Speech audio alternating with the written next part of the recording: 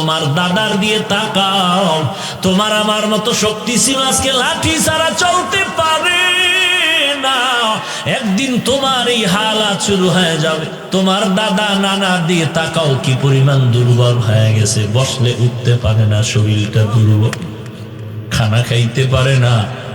মাঝে মাঝে দেখি কোন দিকে তাকায় তাকায় শুধু চোখের পানি ছেড়ে কান্না করে। ও দাদা কিভাবে, বলে আমার জীবন শেষ। ভাবতেছি আমি কবরে কি নিয়ে যাব, এমন তো আমল কিছু করতে পারি নাই, এমন একটা আমল তো আমার নাই, অন্ধকার কবরে গিয়ে কি জবাব দিব আমি।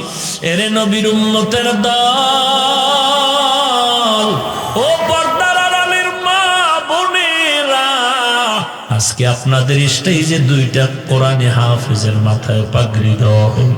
এদের মা বাবার কলিজাটা যে কত বড় হয়ে গেছে, কিয়ামতের ময়দানে আমার আল্লাহ ডাকবেন, এ হাফেজে কোরআন আয় আয় আয়। দুনিয়াতে আবার কোরআন পড়েছ, সিনার মধ্যে কোরআনটা ধারণ করেছ, আয় আমি আল্লাহর দরবারে আয়। দুনিয়াওয়ালারা তোর পাগড়ি পরাইছে হবে না, আমি আজ তোর মা বাবাকে ডাকিয়া সবার সামনে, কোটি কোটি মানুষের সামনে আমি আল্লাহ সম্মানের মুকুট মাথায় পরায় দিব। আর বলবে, ও হাফেজে কোরআন, দুনিয়াতে কোরআন পড়ছো, আজকে আমার সামনে একটু তেলাওয়াত কর। ইউকালু লিসাহিবিল কুরআন ইকরা ওয়ারতাকি ওয়ারাত্তিল কামা কুনতা তুরাত্তিলু ফিদ দুনিয়া ফাইন্না মানজিলাকা ইনদা আখিরি আয়াতিন তাকরাউহা। এক একটা আয়াত পর আর লিফটের মতো এক একতলা বিল্ডিং এ জান্নাতে উঠিয়া যা। কেমন ভাগ্য সেদিন এই হাফেজে কোরআনের হবে।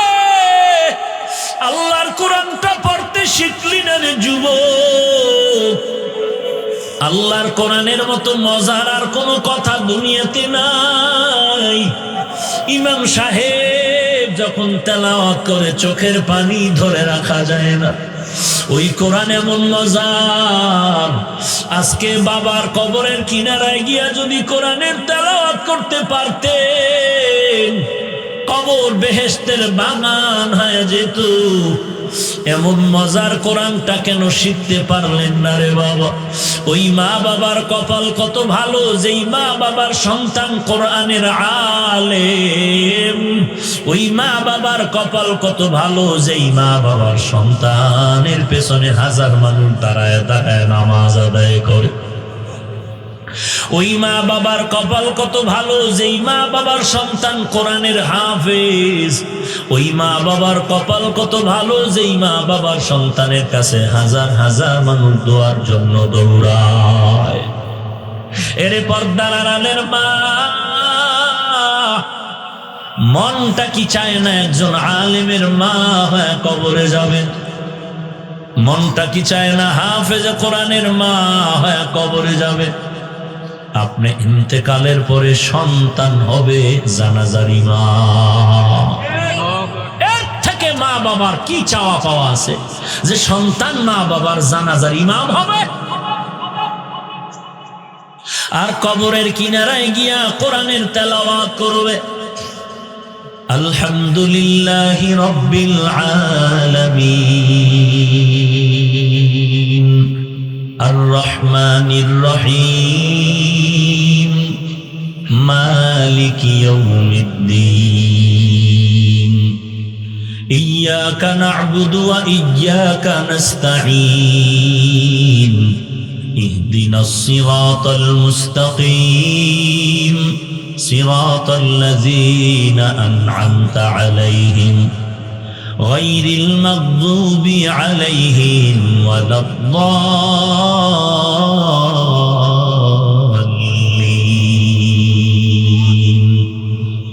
ইয়াসিন ওয়াল কুরআনিল হাকীম ইন্নাকা লামিনাল মুরসালিন আলা সিরাতিন মুস্তাকিম তানজিলাল আজিজির রহিম লিতুনযিরা কওমান মা উনযিরা আবাউহুম ফাহুম গাফিলুন লাকাদ হাক্কাল কওলু আলা আকসারিহিম ফাহুম লা ইউমিনুন ইন্না জাআলনা ফি আ'নাকিহিম আগলালান ফাহিয়া ইলাল আযকান ফাহুম মুকমাহুন وجعلنا من بين أيديهم سدا ومن خلفهم سدا فأغشيناهم فهم لا يبصرون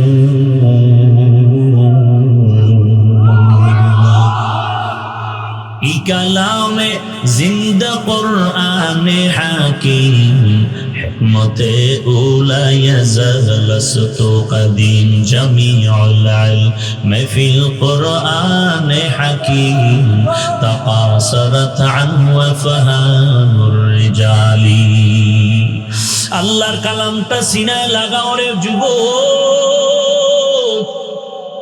আল্লাহর বান্দা মানুষের বাড়ি কাজ করে খায়, সন্ধ্যাবেলা বেতন পায়, ও দিয়া বাজার করে ঘরে যায়, রাতের বেলা পাক হয়তো খানা চলে।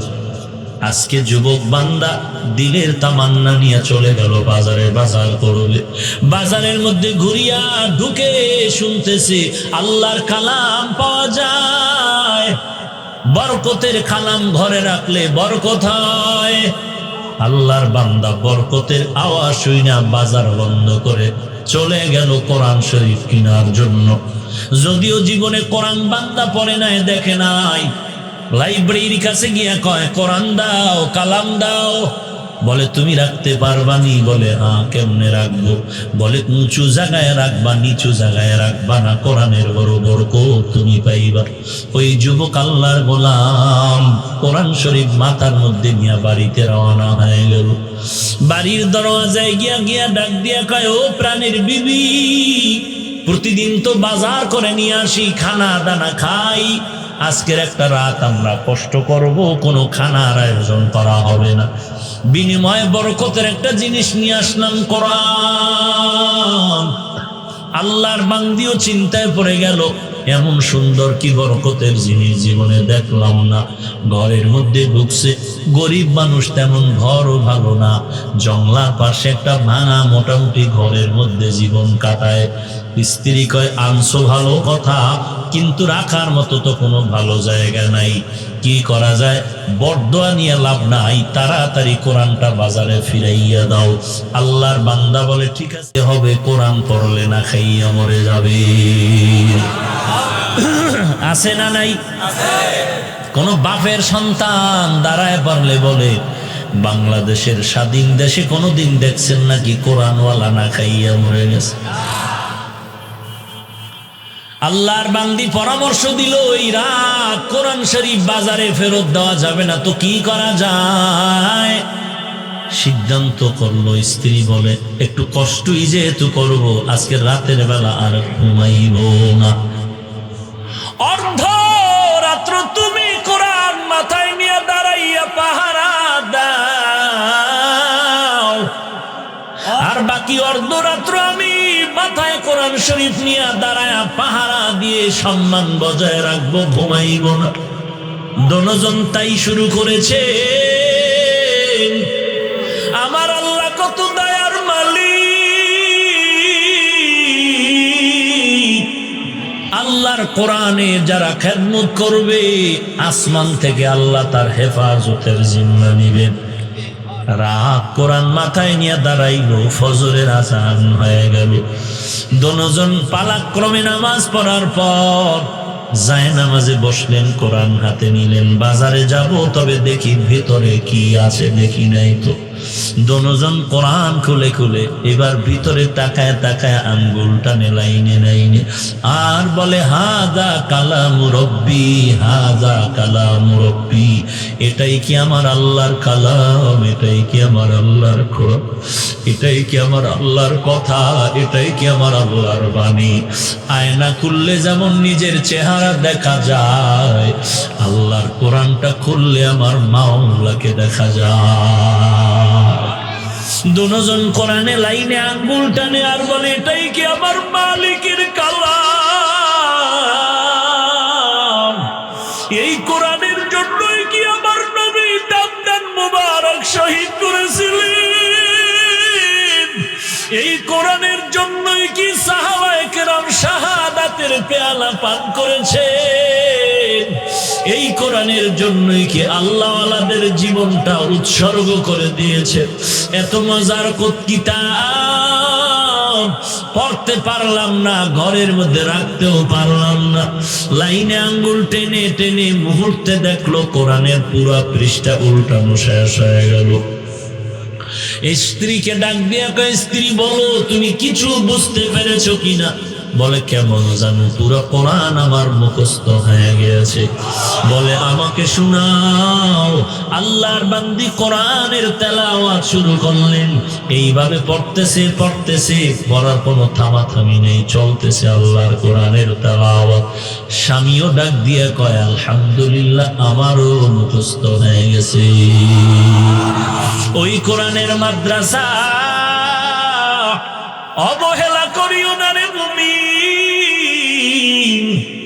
এই সন্তানগুলো নিজের ঘরে আপনার ছোট ছোট বাচ্চা আছে, রাত 8টায় ঘুমাইয়া যায়, সকাল 10টার আগে ঘুম থেকে ওঠে না, তরকারি ভালো না হইলে খানা খায় না। আর এই মাদ্রাসায় যেই ছাত্রগুলো পড়ে খবর নাও, এমনও সন্তান আছে যাদের মা নাই, বাবাও নাই। কত কষ্ট করে লেখাপড়া করে মা কাপড় ধুইয়া দেয়, খানা খাওয়াইয়া দিত, কিন্তু এই বাচ্চাটা মাদ্রাসা আসার পরে নিজ হাতে খানা খায়, নিজে কাপড় ধুয়ে গোসল করে, রাত্র 10টার আগে ঘুমাতে পারে না। আবার ফজরের আজানের 1 ঘন্টা আগে ওইটা ঠান্ডা পানি দিয়ে ওযু বানাইয়া নামাজ পড়ে, কোরআন তেলাওয়াত করে। এই বাচ্চাগুলো যদি কারো জন্য চোখ দিয়া তাকাইয়া দোয়া করে, তার কপালটা খুলে যাইতে সময় লাগে না। এরে নবীর উম্মতের দল, এমন একটা সন্তানের বাবা যদি হতে পারতেন, কপালটা খুলে যাইত। যদি নাও পারেন, এই সন্তান কোরআনওয়ালাদের খেদমত করবেন, দোয়া নিবেন, ফাঁকে ফাঁকে দোয়া নিবেন। কোরআনওয়ালা উলামায়ে কেরাম হাফেজে কোরআনের বিপক্ষে অবস্থান নিবেন না, মনে মনে খারাপ ধারণা করবেন না, বরং আল্লাহর কাছে কাঁদবেন, আল্লাহ নিজে আলেম হতে পারলাম না, কোরআন পড়তে পারলাম না, একজন আলেমের সাথেও সম্পর্ক আমার নাই, কিয়ামতের ময়দানে আমি কেমন করে নাজাতের দরজায় যাব? ওই দিন তো আপন আপন কেউ নাই, দুনিয়াতেই আমার আপন কেউ নাই। ওই দিনটা তারও ভয়ঙ্কর দিন হয়ে যাবে। সূর্য থাকবে মাথার উপরে, সূর্যের তাপে জমিনটা হয়ে যাবে তামা, অপরদিকে জাহান্নামের আওয়াজ, আল্লাহ তাআলার কুদরতি আওয়াজ, ওয়ামতাজুল ইয়াউমা আইয়ুহাল মুজরিমুন। আল্লাহ অর্ডার করবে, ওরে গুনাহগারের দল, তোরা নেককারদের থেকে আলাদা হয়ে যা। আল্লাহ তাআলার আওয়াজে হাসরের ময়দানটা থরথর করে কেঁপে উঠবে, জাহান্নামের আওয়াজে হাসরের ময়দানটা থরথর করে কেঁপে উঠবে। এরে যুবক, পা দুটো যদি আগাইয়া দাও, পায়ে হাত রেখে বলি, আর নামাজ বাদ দিও না, নবীর বিরুদ্ধে যাইও না, কোরআনের বিরোধিতা করিও না, মা বাবার খেদমত করো, কোরআন পড়ো, আলেম ওলামার থেকে দোয়া নাও, বিরোধিতা না করে নামাজ পড়ো, আল্লাহর নবীর সুন্নতের মালা গলায় লাগাও, চোখের পানি ছেড়ে তওবা করো। জীবনে কোথায় কি পরিমাণ গুনাহ করেছো সব অন্তরে মনে আছে। আল্লাহ বলেন, আমি আল্লাহ সব খবর জানিয়েও রাগ করে পানি বন্ধ করি নাই, বাতাস বন্ধ করি নাই, বরং আমি তওবার দরওয়াজায় ডাকলাম, সময়টারে কাজে লাগাইয়া পিছনের গুনাহ থেকে তওবা করো। গলায় ছুরি আসবে, মরে যাব, আর নামাজ ছাড়বো না, বেপরদায় চলবো না। আল্লাহ পাক বলেন সব ইনসান জাহান্নামী, কিন্তু 4 গুণওয়ালা মানুষ জান্নাতি। নবী বলেন সব উম্মতেরা জান্নাতি, কিন্তু যারা আমি নবীকে মানে না তারা জাহান্নামী। কে নবী মানে, কে মানে না? যে নবীর অনুসরণ করে সে নবী মানে, যে নবীর অনুসরণ করে না সে নবী মানে না। নবীর অনুসরণ কেমনে হয়? নবীর রেখে যাওয়া আমানত রক্ষা করলে হয়। নবীর রেখে যাওয়া আমানত কি? নবীর রেখে যাওয়া আমানত হলো 2টা জিনিস। ক্বালান নবিয়্যু সাল্লাল্লাহু আলাইহি ওয়া আলিহি ওয়াসাল্লাম, তারাকতু ফীকুম আমরাইন লান তাদিল্লু মা তামাসসাকতুম বিহিমা, কিতাবাল্লাহ ওয়া সুন্নাত রাসূলি। নবী বলেন 2টো জিনিস রেখে গেলাম, ধরে রাখ, কোনদিন বিপদ তোকে গ্রাস করতে পারবে না। আমার রেখে যাওয়া আমানত 2টা, 1 নম্বরে কোরআন, 2 নম্বরে সুন্নাত। 1 নম্বরে কি? তারপরে সুন্নাত। এই 2 জিনিস ভালো করে ধরে রাখ। বলে কোরআন পড়তে জানি না, সুন্নতের ঠিকানাও জানি না। আল্লাহ বলেন ঠিকানা তো আমি বাতায় দিলাম, ফাসআলু আহলায যিকরি ইন কুনতুম লা তা'লামুন। যারা জানো না, জাননেওয়ালাদের থেকে জেনে আমল করো। জাননেওয়ালা কারা? আল্লাহর ভাষায় জাননেওয়ালা হলো কোরআন হাদিসের ইলমওয়ালা আলেম। 1 বচনে আলেম, বহু বচনে তাকে বলে উলামা। ওলামাদের গুণ কি? 1 নম্বরে বেপরদায় চলা। ওলামাদের গুণ কি? 2 নম্বরে গান বাজনা বাজানো। আল্লাহ নিজেই বলেন ওলামাদের কি গুণ তা জানোনি? ইন্নামা ইয়াখশাল্লাহা মিন ইবাদিহিল উলামা, নিশ্চয়ই আমার বান্দাদের মধ্যে যারা উলামা তারা আমি আল্লাহকে বেশি ভয় করবে। আল্লাহকে ভয় করার মানে হলো ইচ্ছা করে গুনাহ করবে না, অনিচ্ছায় যদি গুনাহ হয়ে যায় তওবা করতেও বিলম্ব করবে না। এরা হলো উলামায়ে আহলে হক। উলামায়ে আহলে বাতিল ও সমাজে থাকবে, আছে না নাই? উলামায়ে আহলে বাতিল এরাও কিন্তু চিনতে পারবা না, কারণ সিটি গোল্ড স্বর্ণের কালারের মতো সমান হয়ে যাবে। সিটি গোল্ডের কালার যেমন স্বর্ণের কালার তেমন, দাম কি সমান নাকি? সিটি গোল্ড আর স্বর্ণের কালার যেমন এক, দাম ভিন্ন। আহলে হক ওলামা আর আহলে বাতিল ওলামাদের লেবাস পোশাকে, কিন্তু ভেতরটা ভিন্ন। আহলে হক ওলামাদের পদক্ষেপ আর কথা আর চলাফেরা সব সুন্নাত, জান্নাত পাওয়ার আশা। আর আহলে বাতিল ইসলামের ব্যানার টানায়া চাপাবাজি করবে দুনিয়ার স্বার্থ উদ্ধার করার জন্য।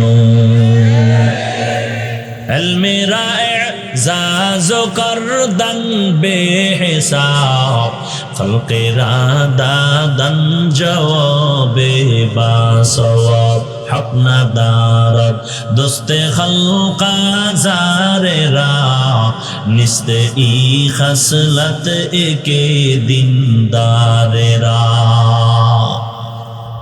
তাহলে আমরা যারা জানি না, জাননেওয়ালার থেকে জেনে আমল করব। জাননেওয়ালাকে দাঁড়াইয়া প্রস্রাব করেন যে, বেপরদায় চলেন যে, গালাগালি করেন যিনি, না না, এক কথায় বলে দিলাম জাননেওয়ালাকে। কোরআন হাদিসের ইলমওয়ালা উলামা বলে তার গুণ কি হবে? বলে ইচ্ছা করে তো গুনাহ করবেই না, অনিচ্ছায় যদি গুনাহ হয়ে যায় তওবা করতেও মোটেও দেরি করবে না। এমন আলেম নাই?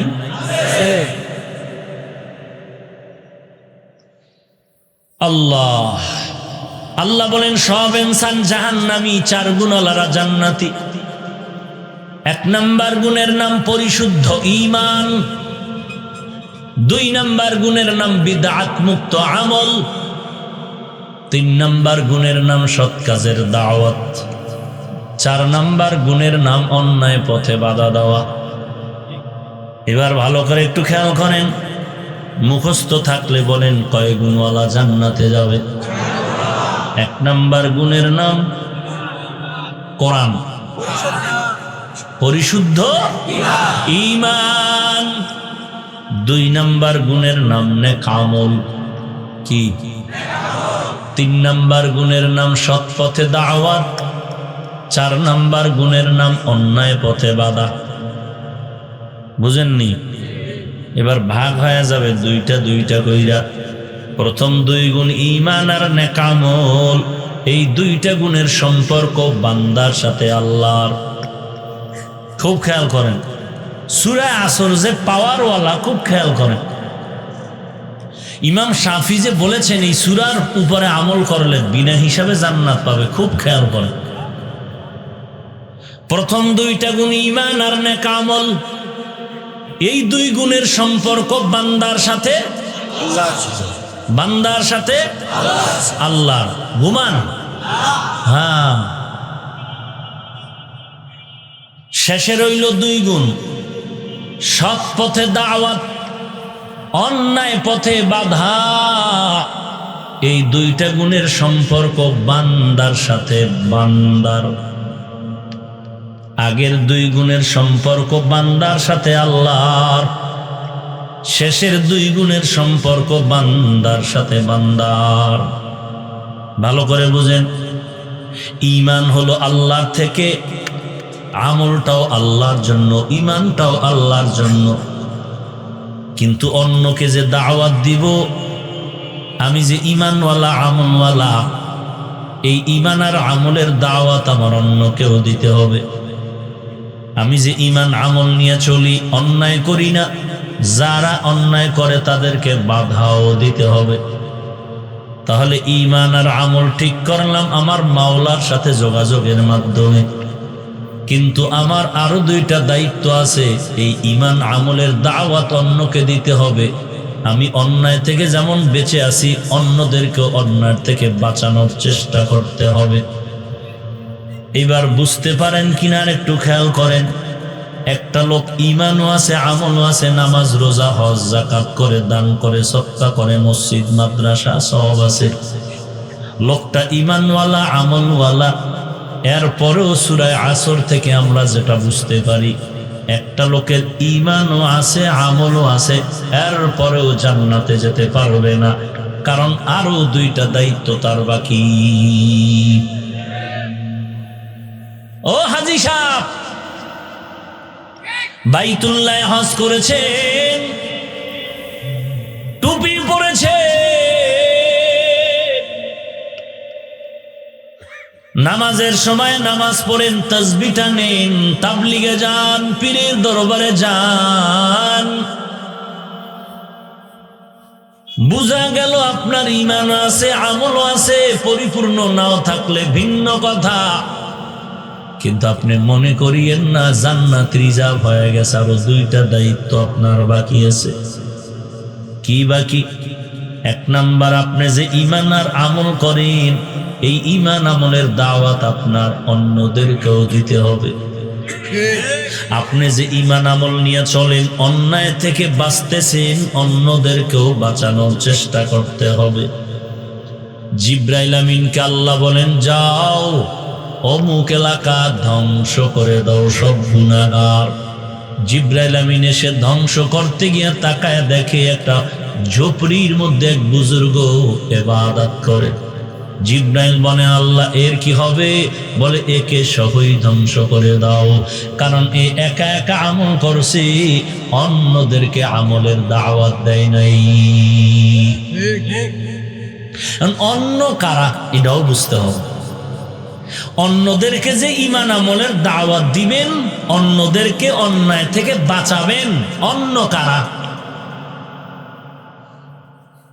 হলো এক পয়েন্ট। আর এক পয়েন্ট কি, অন্যকে যে দাওয়াত দিবেন আর অন্যদেরকে অন্যায় থেকে বাঁচাবেন, এই দুই দায়িত্ব কি আগে বলা হয়েছে না পরে?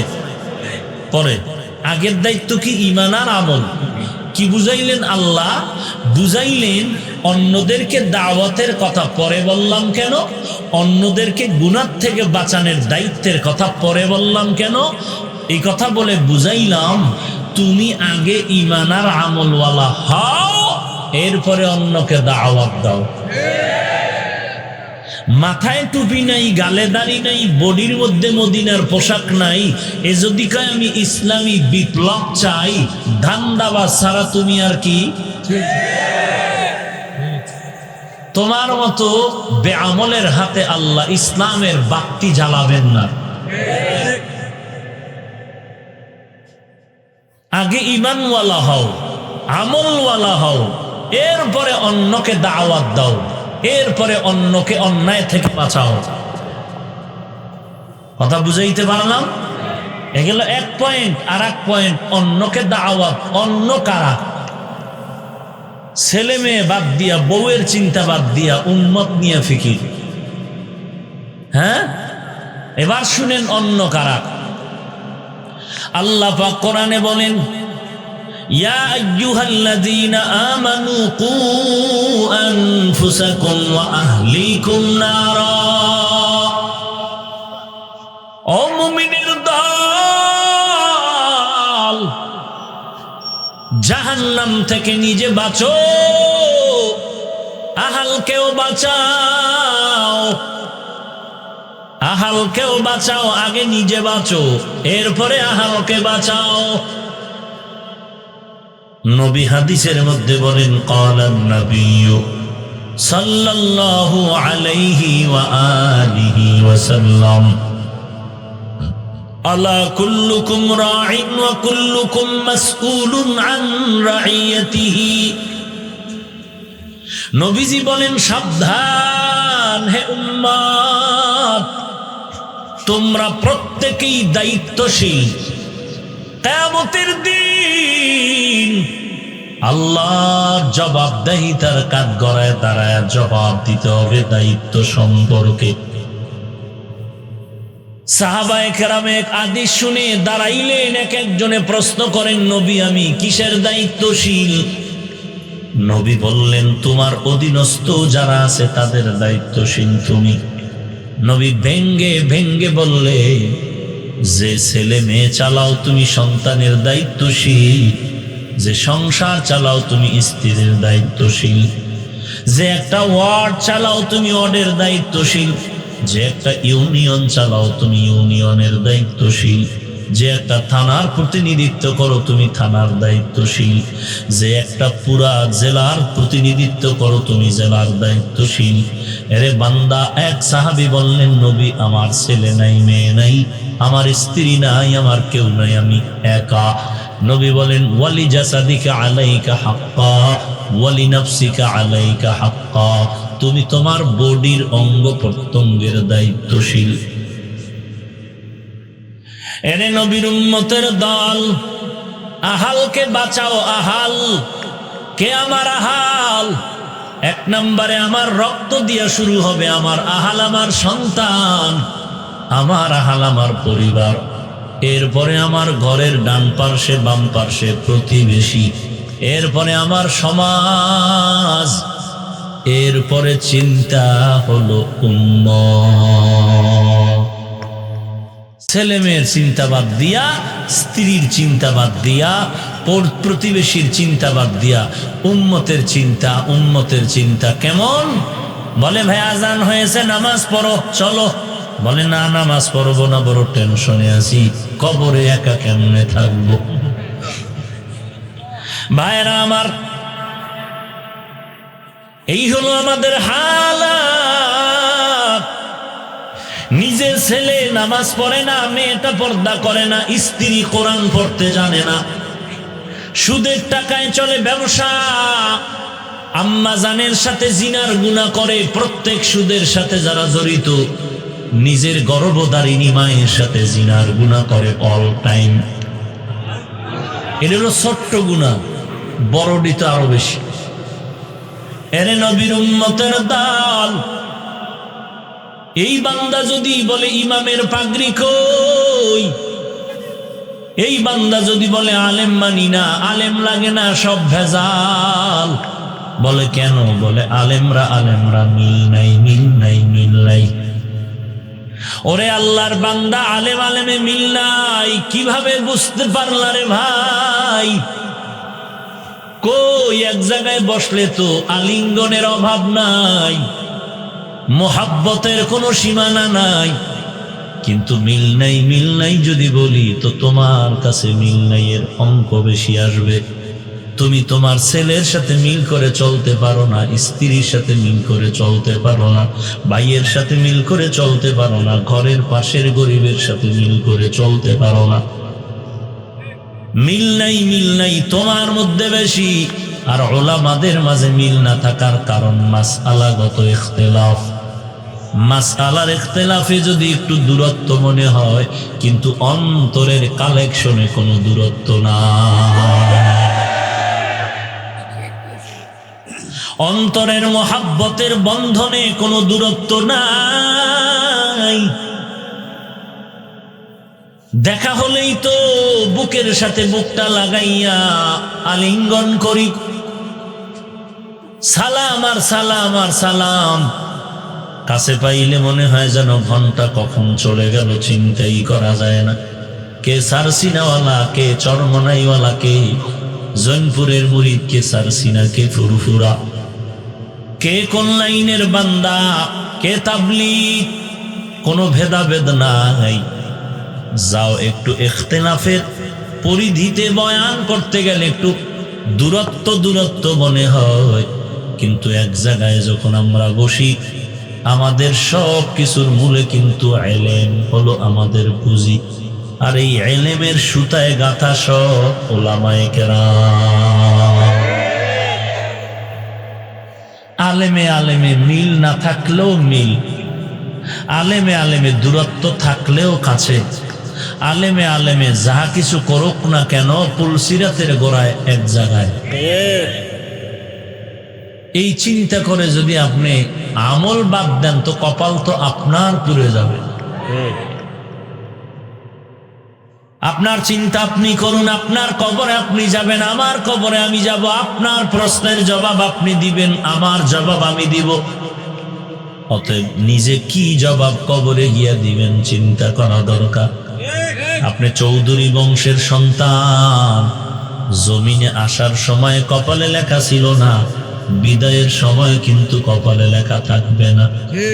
আপনি কোন দল করেন, আপনি কোন পীরের ভক্ত, দুনিয়াতে আসার সময় লেখা ছিল না, যাওয়ার বেলায় লেখা থাকবে না।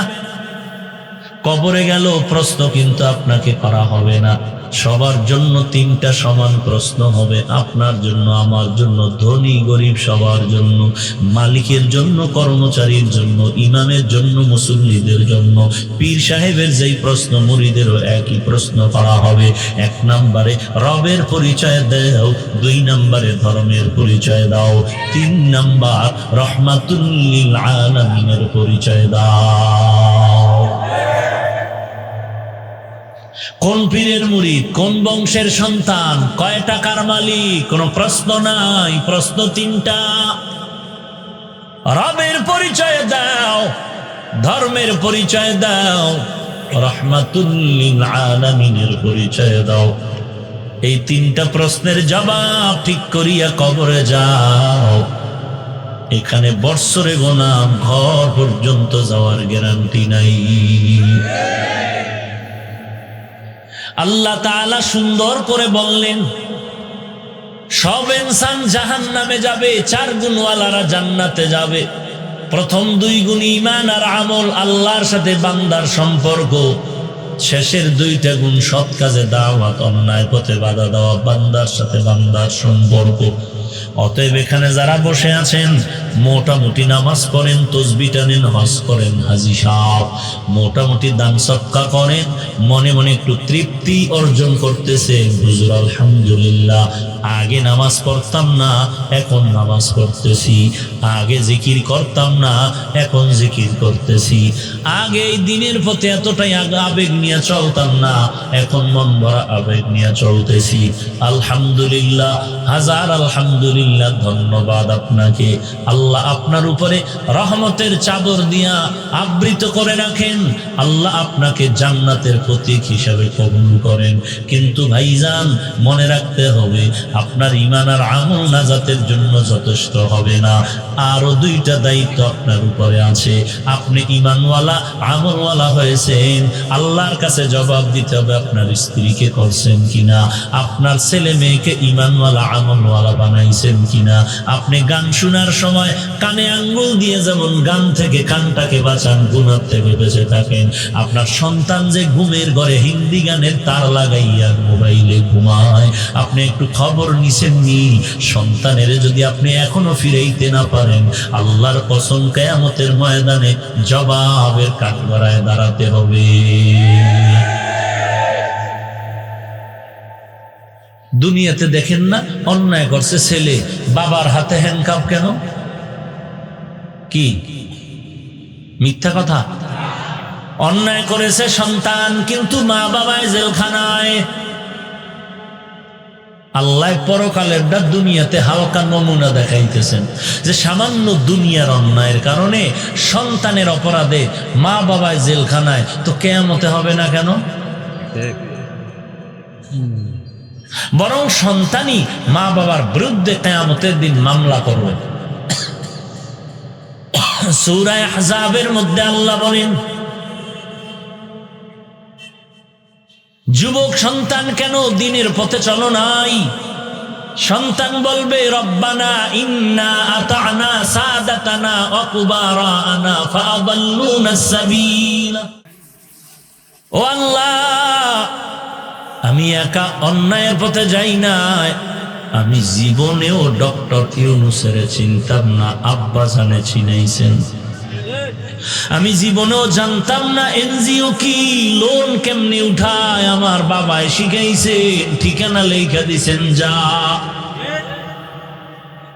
আমার আব্বায় প্রতিদিন সকালবেলা আম্মা জানের কাছে টেলিফোন করে খবর নিত সন্তান নাস্তা খানা খেয়েছে কিনা, কিন্তু একদিনও আব্বা জিগায় নাই সন্তান ফজরের নামাজ পড়ছেনি। আব্বা জান মাঝে মাঝে জুমার নামাজে যাইতেন, একবারও আমাকে ডাকেন নাই, চল জুমার নামাজে যাই। ও আল্লাহ, আমি অন্যায় করেছি, তবে দোষ আমার মুরব্বী যারা তাদের।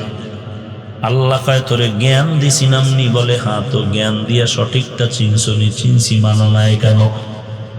তখন সন্তান দুর্বল হয়ে বলবে, আল্লাহ ভুল করে ফেলেছি।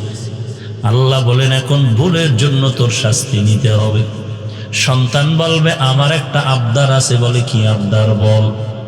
বলবে, রব্বানা আতিহিম যিফাইনি মিনাল আযাব ওয়ালআনহুম লা'নান কাবীরা। ও আল্লাহ, যেই মা বাবার কারণে আমি আজ জাহান্নামের আসামি হয়ে গেলাম, আমারে যেই শাস্তি তুমি দিবা, এর ডাবল শাস্তি আমার মা বাবাকে দিতে হবে। কোরআনের আয়াত। পালাবেন কই? জায়গা আছে পালানো?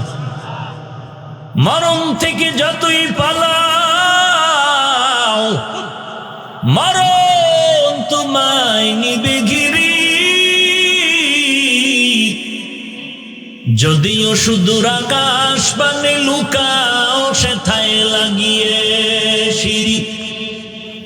নদী পথে নৌকা চালাও, ও মাঝি ভাই।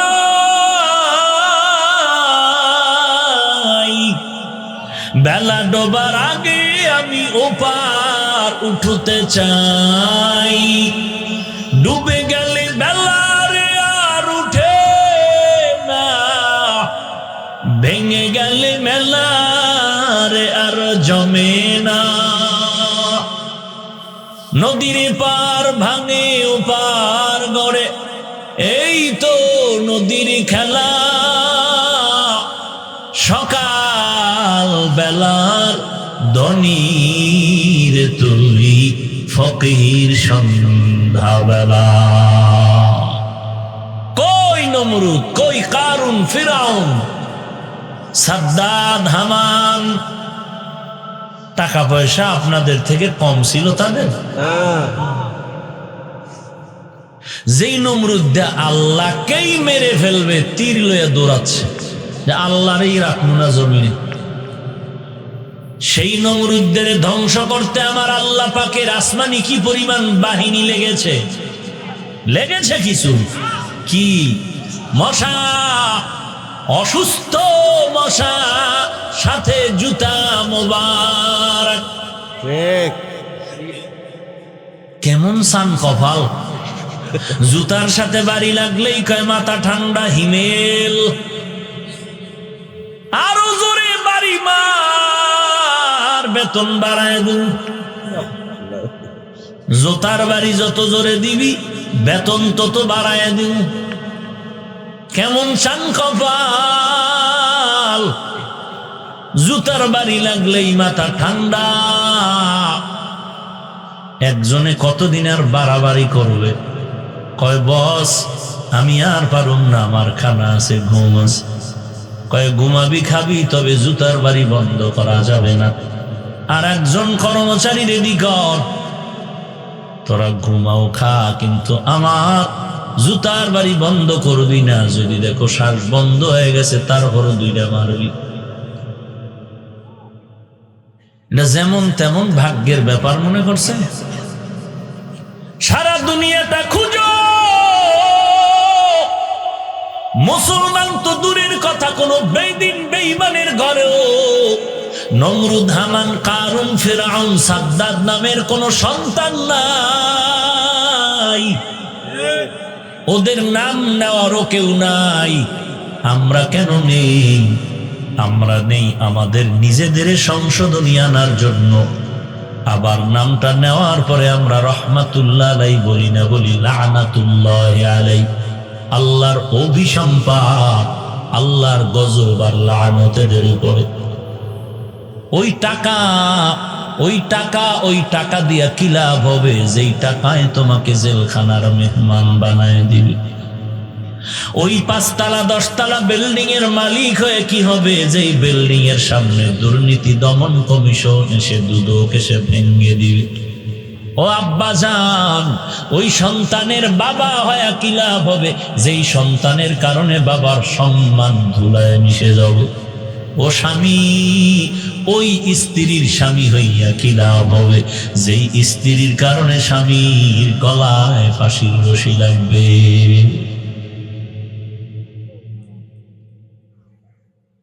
আল্লাহ পাক বলেন ওয়াল আসর, আসরের শপথ। এবার আছেন আসর কি জিনিস? বলে একটা দামি জিনিস। কেমন দামি? বলে অমূল্য একটি সম্পদ। অমূল্য সম্পদ মানে কি দাম নাই? বলে অনেক দাম, দেওয়ার মতো কোনো মাখলুকতের ক্ষমতা নাই। আসরের শপথ করলেন আল্লাহ। আসরের এক অর্থ হলো সময়। তাহলে তরজমা কি হবে? ওয়াল আসর, সময়ের শপথ। সময়ের শপথ করে আল্লাহ কি বুঝাইলেন? বলে সময়টা বড় দামি একটি সম্পদের নাম। এই সময় ছাড়া বান্দার ঘুম চলে না, খানা চলে না, ব্যবসা চলে না। মনে হয় যেন গোটা দুনিয়াটা সময়ের চাদরে আবৃত হয়ে আছে। অতএব এই সময়টার এত দাম, এত দাম। এই সময়টারে যে যত বেশি কাজে লাগাবে, মূল্যায়ন করবে, সে তত দামি হয়ে যাবে। দুনিয়ার লাইনেও সময়টারে কাজে লাগাইলে জিরো থেকে হিরো। আখিরাতের লাইনেও যদি সময়টাকে মূল্যায়ন করেন তো জিরো থেকে হিরো হয়ে যাবেন। দুনিয়ার লাইনে তাকায় দেখেন, আপনাদের এই এলাকার থেকে একই সাথে একই ফ্লাইটে একই দিনে 4 জন যুবক ছেলে বিদেশ গেল চাকরি করার জন্য। 5 বছর পরে হিসাব নিলাম, দুই যুবক ছেলে ঋণ করে গেছিল, ঋণ আদায় করছে, বিল্ডিং করছে, ঢাকাতে ফ্ল্যাট আছে। আর বাকি দুই যুবকের খবর ঘরে ইঁদুর পরে আর মরে। সেই ঋণও আদায় করতে পারে নাই, বিল্ডিং দূরের কথা, ফ্ল্যাট রাখারও কোনো সুযোগ নাই। একই সময় গেলি 5 বছরের হিসাবে তোরা ফকিন্নি হইলি কেন? কয় জানি না। ওরা কেমনে লাভবান হয়েছে জিজ্ঞাসা করো। ও যুবক, তোরা এত দামি কেমনে হইলি? ফ্ল্যাট রাখলি, বিল্ডিং করলি, ঋণ আদায় করলি। বলে ভাইজান, মা বাবার কোল ছেড়ে বিদেশ ঘরে আসি, ঘুমানোর জন্য আসি নেই। আমার কামাই রুজির উপরে নির্ভর আমার মা, আমার বাবা, আমার ছেলে মেয়ে, স্ত্রী, আমার ভাই বোনেরা। অতএব মালিকের বেঁধে দেওয়া 8 ঘন্টা ডিউটি আমি করে ঘুমাই নাই। আমরা দুজন বেশি বেশি ওভার ডিউটি করেছি, মানে সময়টারে মূল্যায়ন করে কাজে লাগিয়েছি। আর ওই সময়ের কারণে, মূল্যায়ন করার কারণে আজ আমাদের অনেক দামি বানিয়ে দিয়েছে, জিরো থেকে হিরো বানিয়ে দিয়েছে সময়। ও ভান্ডারী এলাকার ব্যবসায়ী ভাই, ব্যবসা বড় হালাল একটি জিনিস।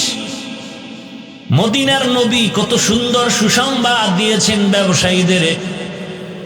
আত্তাজিরুস সুদুকুল আমিন, সত্যভাবে যারা ব্যবসা করবে তারা নবীগণ, সিদ্দিক, সুহাদা, এদের সাথে জান্নাতে থাকবে। সত্য ব্যবসা বুঝেননি? কি বুঝেন? বাকি চাহিয়া লজ্জা দিবেন না, বিক্রি করা মাল ফেরত নেওয়া হয় না। আছে না নাই? এরা সত্য ব্যবসায়ী না ধোঁকাবাজ? এরা ধোঁকাবাজ।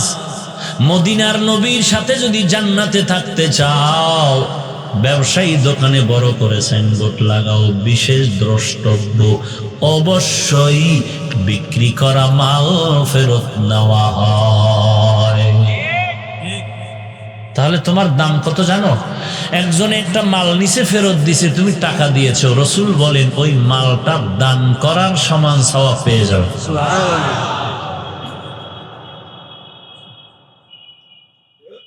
আপনি নদীর থেকে মাছ ধরে আপনি ভান্ডারিয়া বাজারে বসছেন, মাছ কিনছেন কেজি 200 টাকা। আপনার বাজার পর্যন্ত বসতে খরচ হইছে 50। কত হইল? আমি যদি মাছ কিনতে গিয়া জিজ্ঞাসা করি, ভাই তোর মাছ কত কিনলি? আপনি যদি বলেন 250, এই একটা কথার দ্বারা পুরো টাকাটাই হারাম হয়ে যাবে। আর যদি বলেন আমি মাছ কিনেছি 200, খরচ আছে 50, 250, 300 দাও, শুধু একটা কথার কারণে তোমার পুরো ব্যবসাটাই হালাল হয়ে গেল। ঢাকার থেকে কাপড় কিনে আনছেন গাউসিয়া বাবু বাজার, বাবুরহাট মার্কেট থেকে। একটা লুঙ্গি কিনছেন 100 টাকা, 120 টাকা, 150 টাকা। আপনার এই ভান্ডারিয়া বাজার পর্যন্ত ঢুকতে আরো খরচ হলো 70 টাকা, 50 টাকা খরচ। এইভাবে খরচ সহ যদি দামের সাথে কেনার সাথে মিলাই দেন, এই কথার দ্বারা হারাম হয়ে যাবে। আপনি যেই দামে কিনছেন ওই কথার জবাব ওইভাবে দিতে হবে। খরচ যা হয়েছে তাও আলাদাভাবে বলতে হবে। এরপরে বলবেন আমাকে এত লাভ না দিলে আমার গড়ে পড়তায় ব্যবসা হবে না। তখন আপনি ওইভাবে লাভ নিবেন, তবে মানুষ বুঝে শুনে এরপরে লাভবান হতে হবে। যার থেকে একটু বেশি নেওয়া যায় বেশি, সীমানার মধ্যে, সীমানার বাইরে না। একজন এসে কয়, ভাই আগামীকাল ঈদের দিন, আমার কাছে টাকা নাই, পয়সা নাই, কিছু টাকা নিয়ে আসি, তোমাকে আমি 50 টাকা লাভ দিতে পারবো না, সমান সমান দিতে আমার কষ্ট হয়, তার উপরে 5 টাকা দিব। তুমি তখন ওই 50 টাকার লাভের দিয়ে তাকায় না, ওই গরিবের যদি একটু রেয়াত করো, ইহসান করো, দয়া করো, তোমার পুরো বছরের ব্যবসা ওই গরিবের দোয়ায় বরকত হয়ে যাবে।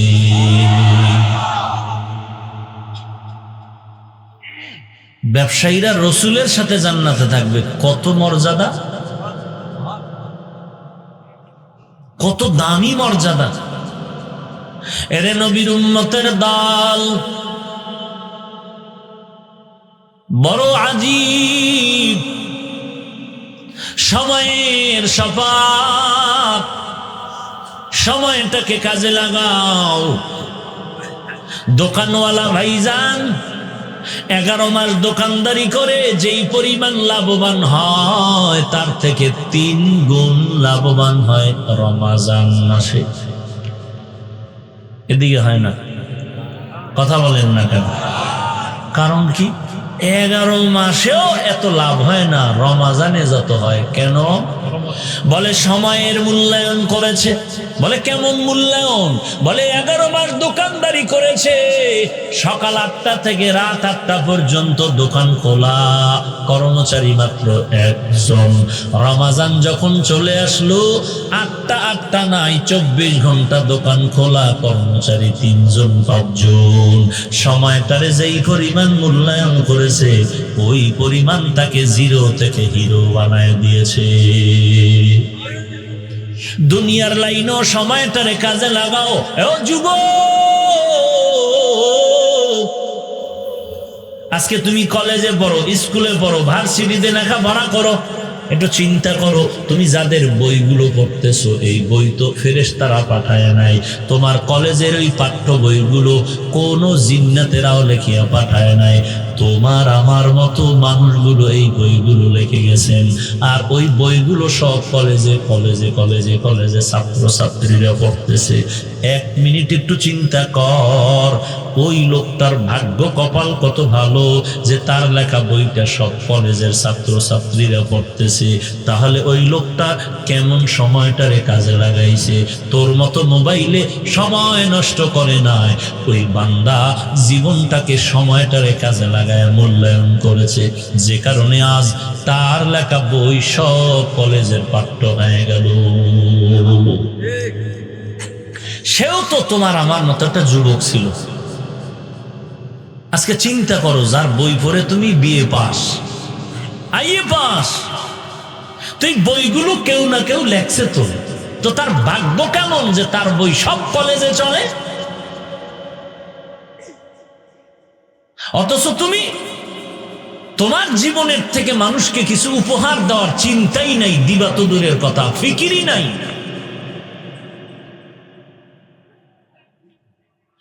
আজ গোটা দুনিয়াতে অনেক রাষ্ট্র, বাংলাদেশ, আমেরিকা সহ বহু রাষ্ট্র আব্রাহাম লিঙ্কনের গণতন্ত্র দিয়ে চলে। অথচ আব্রাহাম লিঙ্কন ছিল দুর্বল, অসহায়, লেখাপড়াও তেমন জানতো না, বড় শিক্ষিত ছিল না আব্রাহাম লিঙ্কন। অথচ আজকে তার গণতন্ত্র দিয়ে গোটা দুনিয়ার অনেক রাষ্ট্র চলতেছে।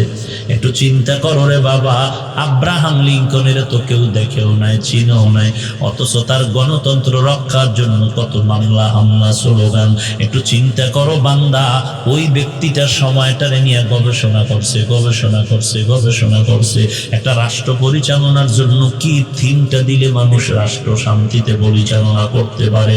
লোকটা সময়টারে কাজে লাগাই, মরিয়া যাওয়ার পর তার ভক্ত বেড়ে আছে, সে নাই, তার গণতন্ত্র আছে। এরে নবীর উম্মতের দল, তুমিও জীবনের সময়টারে কাজে লাগাইয়া কবরে যাও। ও যুবক ভাই, তোমার থেকে কিন্তু জাতি অনেক কিছু পাওয়ার আশায় বসে আছে। তুমি লেখাপড়া করে ডিসি হবা, এসপি হবা, এমপি হবা, মন্ত্রী হবা। ও যুবক ভাই, তুমি আমাদের মুসলমানের গৌরব, ডাক্তার হবা, ইঞ্জিনিয়ার হবা, গোটা দেশবাসী তোমার দ্বারা উপকৃত হবে। তবে তুমি সুনামের সাথে লেখাপড়ায় সময় লাগাও। আজকে লেখাপড়া বাদ দিয়ে মোবাইলে সময় কাটায় না রে বাবা। আর মোবাইলে সময় কাটাইতেছো কেমনে? গালাগালি, গালাগালি আর গীবত শেখায়াত, কোনো কাম নাই। তোমার মতো একটা যুবক ছেলে হুজুর দেখলে সামনে দাঁড়াইতে ভয় পাও, আউযু নাউজুবিল্লাহ বিসমিল্লাহ পড়তে পারো না, অথচ মোবাইলটা হাতের মধ্যে নিয়া হাটাজারির হুজুরের বিরুদ্ধে লিখতেছো, চরমনার বিরুদ্ধে লিখতেছো, তাবলীগের বিরুদ্ধে লেখালেখি করতেছো। ও যুবক ভাই, দুটো পায়ে আমি হাত রেখে একটু প্রশ্ন করি, তোমার মতো বান্দা 1000 বার ফেসবুকে যদি চরমনার বিরুদ্ধে লেখো, আল্লাহকে সাক্ষী রেখে তুমি জবাব দাও, তোমার এই 1000 লেখায় চরমনার বিন্দু কোনো ক্ষতি হবে নাকি? তাহলে আকাম কেন করো? কি লাভ কি? মানুষ লাভ ছাড়া তো কাজ করে না। তুমি তাবলীগের বিরুদ্ধে যদি 1000 বার লেখা দাও, তোমার লেখায় কোনো ক্ষতি হবে? কওমি মাদ্রাসার বিরুদ্ধে লেখলে তোমার লেখায় ক্ষতি হবে? তাহলে আকাম কেন করো রে ভাই? কেন সময়টারে নষ্ট করো? উল্টা কবিরা গুনাহ আমলনামায় জমা করতেছো। আর আল্লাহ ওয়ালারা যদি তোমার একটা কথায় কষ্ট পায়, বরদোয়া চলে আসবে, হাত উঁচু করে বরদোয়া লাগবে না, হাত উঁচু করে বরদোয়া লাগবে না। ওই তোর একটা কথা শুই না যে আহ শব্দ নিঃশ্বাস ছাড়বে, তোকে চিনেও না, কিন্তু আল্লাহ রাগ কইরা তোর মাথায় গজব ঢেলে দিবে। এক সময় দেখবি বেশি পারো বেশি পারো, সব শিক্ষক তোরে প্রশংসা করে, এমন সুন্দর ছেলে, কিন্তু এই প্রশংসায় তোমার কপাল পুড়ে নিবে যে তুমি কারো না কারো বরদোয়া পেয়ে রাস্তার ফকির হয়ে আছো। কত ভালো ভালো ছাত্র, কত ভালো ভালো ছাত্র রাস্তায় পাগল হয়ে ঘুরতেছে, নাই? কেন? কোনো না কোনো মুরব্বির সাথে বেয়াদবি করেছে। এজন্য আমি বলি, ও যুবক ভাই, জীবনটাকে ফুলের মতো বানাও। তুমি এত ভদ্র সন্তান, তোমার আব্বা আম্মা কত ভালো, তুমি স্কুলে পড়ো, কলেজে পড়ো, তোমার লেখাপড়া দিয়ে জীবনটাকে বিজয়ী বেছে নাও, জাতির জন্য কিছু করার চিন্তা করো। তুমি একটা ডাক্তার হও, আমাদের গৌরব। গোটা দুনিয়ার বেঈমানেরা হঠাৎ করে কেমন কেমন যেন ভাব দেখাইতেছে, মুসলমানের সাথে একটা লাগবে লাগবে ভাব। হঠাৎ করে বলবে মুসলমানকে কোনো ঔষধ দেওয়া যাবে না, তখন তুমি আমার মুসলমান ভাই দাঁড়াইয়া বলবা, এই বেঈমান, তোরা ঔষধ না দিলে কি হবে? আমরা মুসলমানের জন্য মুসলমান ডাক্তারেরাই যথেষ্ট ইনশাআল্লাহ। কিন্তু ওই চ্যালেঞ্জ দিতে হলে তোমার জীবনটাকে আগে গড়াইয়া ফুলের মতো বানাতে হবে। অনেকে অনেকে মনে মনে ভাবতেছেন, কেমনে ফুলের মতো বানাবো? কি স্কুল ছেড়ে দিব, কলেজ ছেড়ে দিব? খবরদার! সারা বাংলাদেশের হুজুরেরাও যদি বলে কলেজ ছেড়ে দাও, আমি বলবো না না, তুমি কলেজে পড়ো, স্কুলে পড়ো, ভার্সিটিতে পড়ো, তুমি একটা ডাক্তার হও, ইঞ্জিনিয়ার হও, দার্শনিক হও, সাংবাদিক হও। তোমার মতো সন্তান আমার দরকার, এই জাতির জন্য দরকার, মুসলমানের ঐতিহ্য রক্ষার জন্য দরকার। তবে তোমার বদনামওয়ালা সাংবাদিক হইও না, যে কথায় কথায় আল্লাহ ওয়ালার বরদোয়া পায়, মানুষের বরদোয়া নিও না। এই যুবক, একটা ওয়াদা কর, জীবন ভর তো বয়ান শুনলি, একটা ওয়াদা কর, জীবনে এমন কাজ করবি না যেই কাজের দ্বারা অন্যদের বরদোয়া পাবি। পারা যাবে? হাত দেখায় না, দিলের আগে জিগাও। তোমার পবিত্র অন্তরকে জিজ্ঞেস করো, এরে মন, আমার জীবনে আমি এমন কোন কাজ আমি করব না যেই কাজের কারণে আমি বান্দাদের পক্ষ থেকে বরদোয়া পাবো। আম্মা জান, আব্বা জান, ওস্তাদ, শিক্ষক, মুরব্বী, আল্লাহওয়ালা, কোনো বান্দা, কোনো গরিব, কোনো বুড়া, এমন কাজ আমি করব না যেই কাজের দ্বারা বান্দাদের পক্ষ থেকে বরদোয়া পাবো। বরদোয়া পাওয়ার মতো কোনো কাজ আমি জীবনে করব ইনশাআল্লাহ। পাক্কা নিয়ত করা যায় যুবক? আল্লাহ আপনি দিলের খবর জানেন, যারা দিলে দিলে পাক্কা নিয়ত করেছে তাদের কবুল করেন। ফুলের মতো জীবনটাকে যদি গড়তে চাও যুবক ভাই, আমি 3টা অনুরোধ করে যাব। ইসলামে লেখক দস্তখত নাও, চ্যালেঞ্জ দিলাম, তুমি ফুলের মতো জীবন গড়তে পারবা। তিনটা কথা মানলে ফুলের মতো জীবন হবে তোমার। পারবা কিনা জানি না, বলার দায়িত্ব মোহাব্বতে বলে দিলাম। 1 নাম্বার, জীবনে মোবাইলের কোনোদিন আপন বানাইবা না। 2 নাম্বার আবদার হলো, জীবনে বখাটে দুষ্ট ছেলেদের বন্ধু বানাইবা না। 3 নাম্বার অনুরোধ, কোনদিন কখনো কোথাও মুরব্বীদের সাথে বেয়াদবি করবা না। স্টাম্প দাও, কলম দাও, দস্তখত দিয়া যাই, তোমার জীবন হবে ফুলের। ডাক্তার হলো ফুলের জীবন, মরে গেল মাটি দোয়া করবে তোমার জন্য। ডাক্তারই যদি হতে চাও, সুনামওয়ালা ডাক্তার হও। ইঞ্জিনিয়ার যদি হতে চাও, সুসন্তানের মতো সুনামের মানদণ্ডে দাঁড়িয়ে যাও। সুনাম অর্জন করতে চাইলে 3টা অনুরোধ মানো। 1 নাম্বার, মোবাইলকে আপন বানানো যাবে না। 2 নাম্বার, দুষ্ট ছেলেদের বন্ধু বানানো যাবে না। 3 নাম্বার, চিনি আর না চিনি কোন মুরব্বীদের সাথে বেয়াদবিমূলক আচরণ করা যাবে না। মুরব্বী তোমার একদিনের বয়সে যে মুরব্বী, সেও মুরব্বী। এমনকি তোমার শিক্ষার দিকে যে তোমার থেকে একটু আগানো, সেও তোমার মুরব্বী। কোনদিন মুরব্বীদের সাথে দুরাচরণ করে বরদোয়া নিবা না। ওয়াল আসর, সময়ের শপথ। দুনিয়ার লাইনে সময়টারে কাজে লাগাও যুবক ভাই, আখিরাতের লাইনেও সময়টারে কাজে লাগাইলে বড় দাম। কেমন দাম? মদিনার নবী বলে, এশার নামাজ জামাতে করে যদি কেউ ঘুমায়, আবার যদি ঘুম থেকে উঠে ফজরের নামাজ আদায় করো, ঘুমাইয়া যেই সময় কাটাইলা ওই সময়টাও নেকের পাল্লায় ওজন দেওয়া হবে।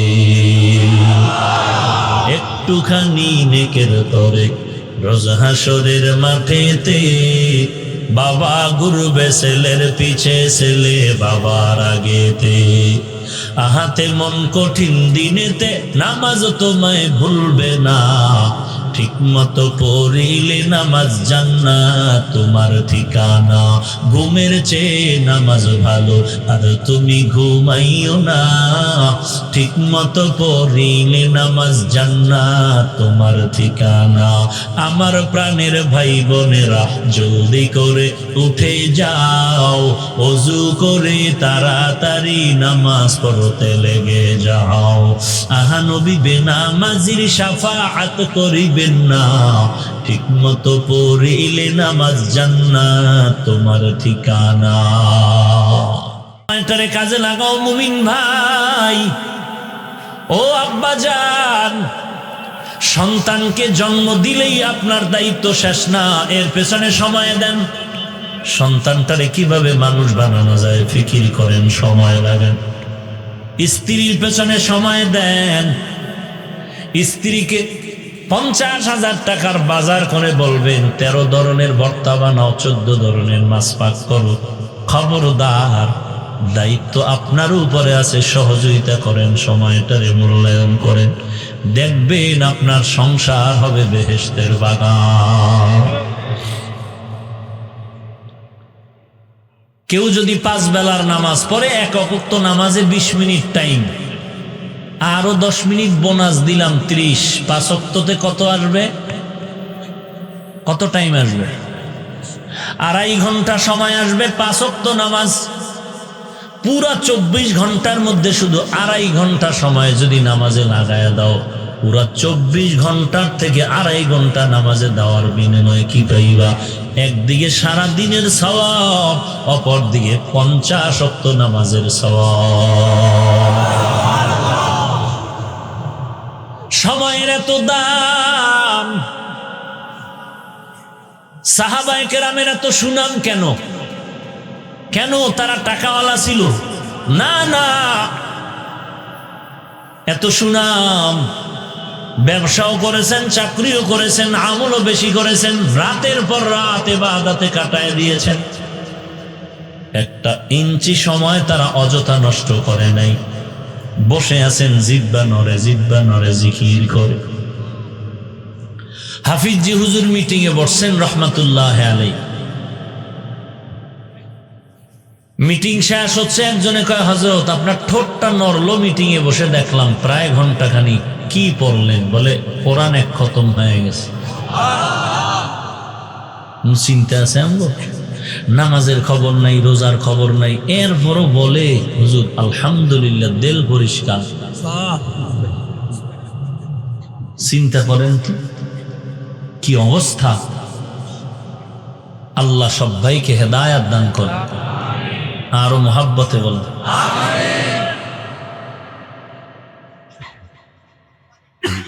আহা। সাহাবায়ে কেরাম এত পরিমাণ আমল করিয়াও সারাটা জিন্দেগি কান্না করেছেন, সারাটা জীবন কান্না করেছেন।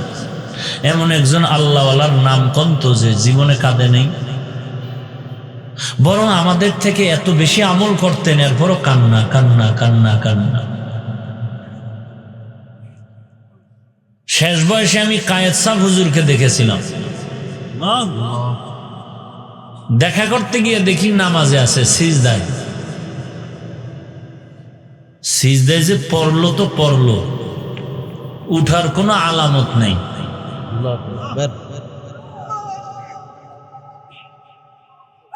এরা ছিলেন আল্লাহর ওলি, জীবন ভর এত আমল করিয়াও কান্নায় কান্নায় কাটায় দিলেন। আর আপনি একটু চিন্তা করেন, আজকে যদি মৃত্যু হয়ে যায় কি জবাব দিবেন কবরে গিয়ে? আল্লাহর কোরআন মিথ্যা মনে করেছেন, রসুলের কথা মিথ্যা, তাহলে আপনি কবরে কি জবাব দিবেন? কবরে কোনো প্রশ্ন হবে না?